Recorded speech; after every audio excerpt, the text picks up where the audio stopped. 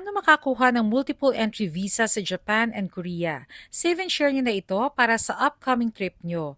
First, make sure na complete ang requirements. Yung passport size photo for Korea and Japan, same lang ng size. Original dapat ang bank certificate with average daily balance within the past 6 months. Sa Korea visa application, sinamahan ko pa ng bank statement.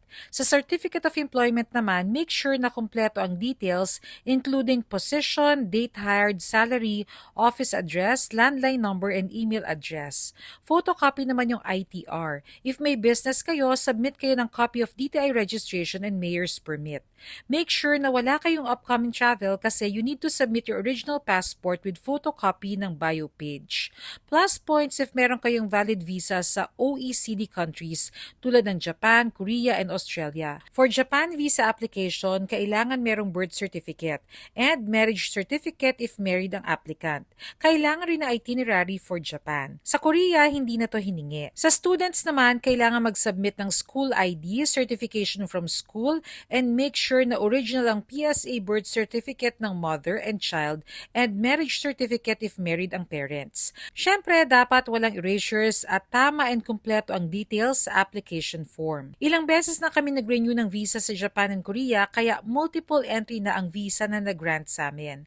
Pwede kayo mag-attach ng cover letter explaining why you want a multiple entry visa though it is not really required. Sa lahat ng time na nag-apply kami, always nagpapa-assist ako sa travel agency. Dito sa PAPH, bago pa ipasa ang visa application, chine-check na nila if kompleto na ang requirements. Kaya rin siguro hindi kami na-deny kasi laging tama ang entries application form at nag-guide kami if may mali or may kulang sa mga pinapasa naming documents.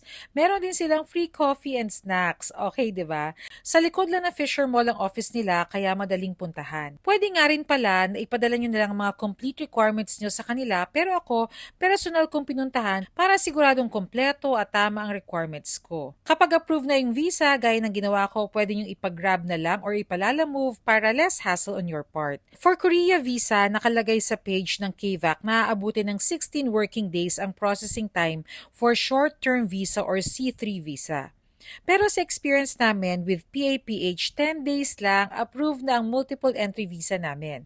Sa Japan visa naman, 5 to 7 working days bago ma-release ang visa. 2,400 pesos ang binayad namin for Korea visa application and if Japan visa naman, that's 2,500 pesos per head. Recommended na mag-apply kayo at least 2 months prior to your travel date para hindi kayo kakaba-kaba kung aabot ba ang visa nyo sa trip nyo. By the way, hindi nyo pa kailangan mag-book ng plane ticket and hotel bago kayo mag-apply ng visa. Follow